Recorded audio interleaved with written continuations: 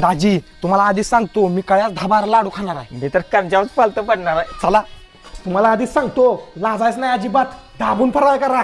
आम्ही नाही लाजत. करा मग चालू. एवढं फरक का जास्त होतोय थांब.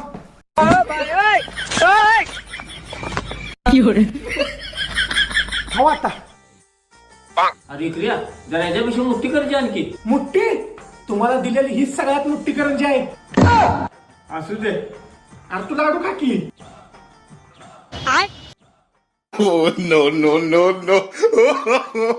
अरे काय घातलंय लाडूवार काय नाही. खावा तुम्ही.